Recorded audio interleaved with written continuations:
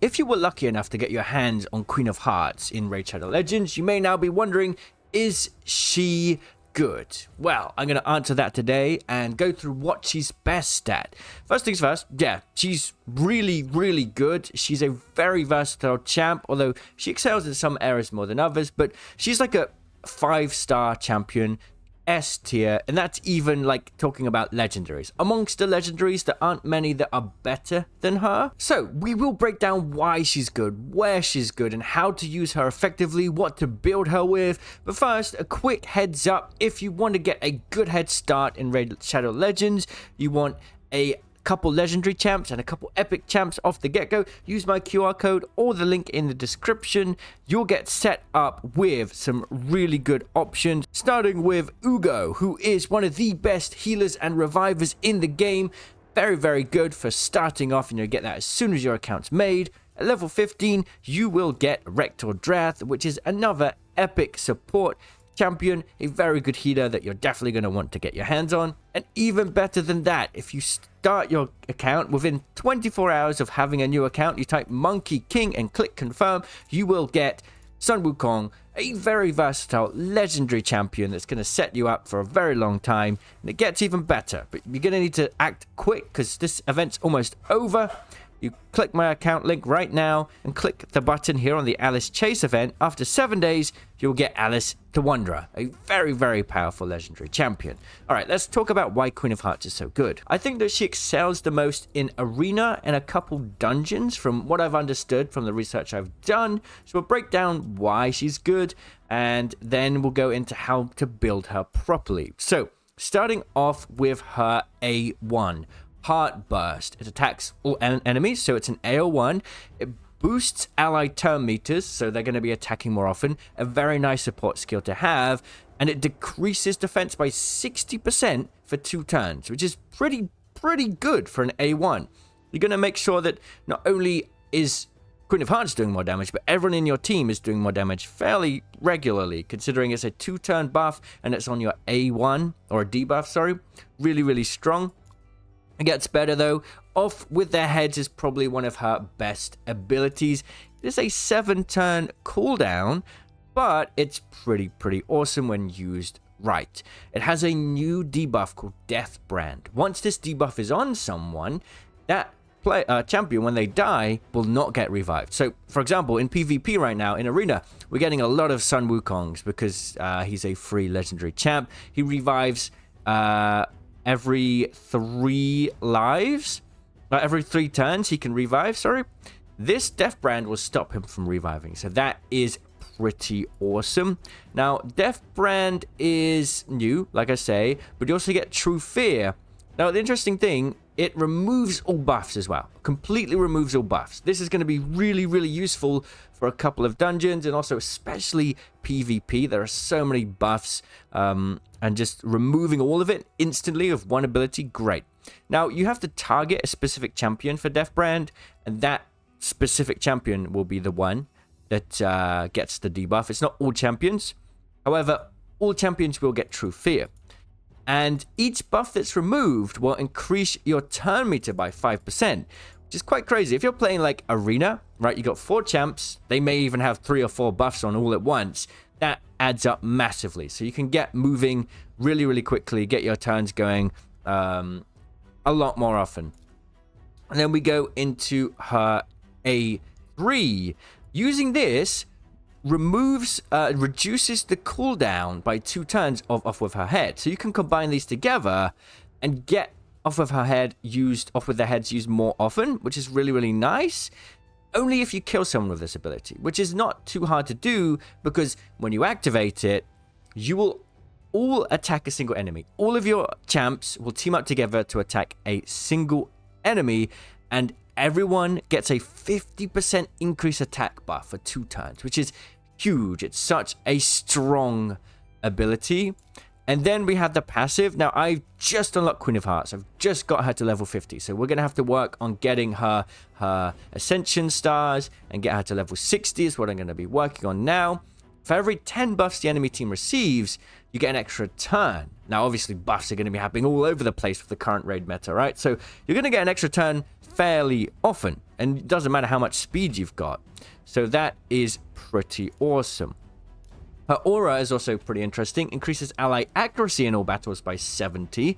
Quite nice. A lot of champs build very well off of accuracy. For example, if you're playing Sun Wukong and you want to build into hitting sheeps and turning your enemies into sheeps, you're going to need high accuracy for that. So pretty nice aura. I'm not sure if it's like, usually I use this speed aura. I'm going to have to experiment with that. What's better, accuracy or speed? Probably speed. I think this one's pretty good.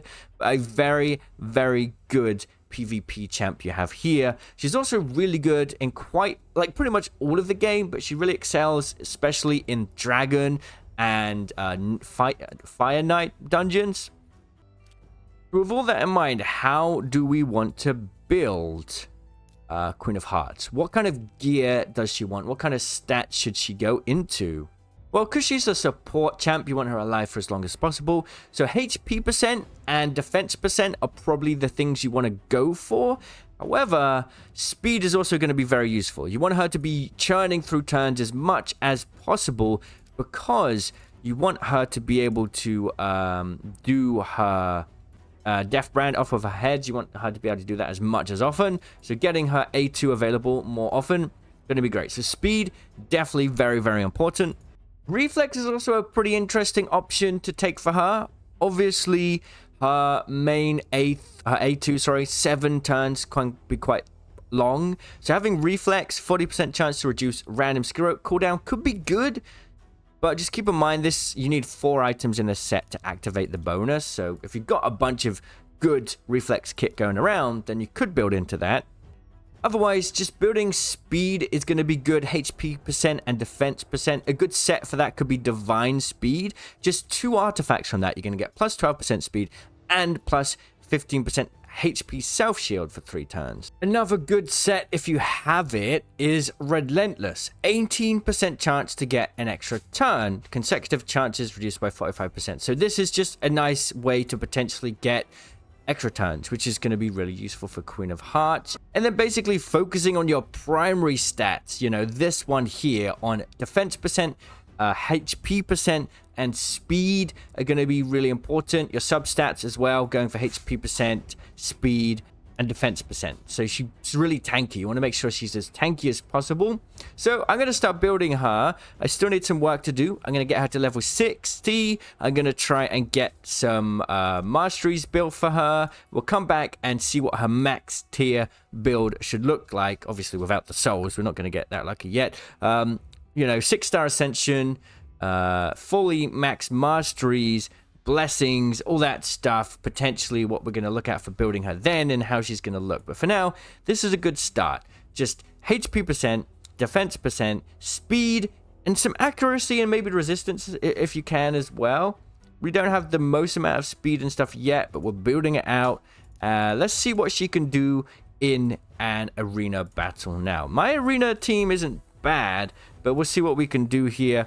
We're going to start... Yeah, we're going to have to say goodbye to Sun Wukong because I already have my, like, 260s here we've got to go for, right? So I guess we'll try her with the increased accuracy. Although, honestly, I think I'd rather... let's go try this. I'm going to get Alistair Wanderer's aura. Increased ally attack. Let's see how we do here. All right. So, let's start off. We don't want to use our A2 yet because there aren't any buffs. We don't want to use that yet, of course. Our A3 team up attack. This one we're going to wait as well. We don't want to do that. So we're going to focus on our A1, which will decrease defense and boost our ally turn meters, right? So we want to decrease the defense of all enemies. That's going to be a great start. And we're going to focus on our RECTOR DRATH here, the enemy RECTOR DRATH, because that's the healer. Want to get that dead as soon as possible. So everyone's defense is now removed. And I get to do another turn, which is great. So that's going to be active for 2 turns here. We don't want to do our A2 yet. We don't want to remove our buff. So we're just going to have to go straight into our A3, which is going to give us a 50% attack buff. So we're reducing their defense and boosting our attack, which is pretty awesome. So now that when we actually go and attack, that's it. Dead. Healer's dead. Brilliant. So Now, we are pretty low on health, and our healer just died, which is not great. But we're just going to go straight in and go for our main attack. Let's get rid of Sun Wukong. We don't have Death Brand on it yet. So let's go for Alice the Wanderer. Oh, they all died. Never mind. That attack boost really helped there. So that's the first look at Queen of Hearts and where she's good. I'm now going to farm up a bunch of food champs and get her to level 60 and max her out. And then we'll come back with another video maybe a little later in the week. So stay tuned for that. Make sure to subscribe. And yeah, check out my QR code or link in the description if you're new to Raid. Thanks for watching. Cheerio.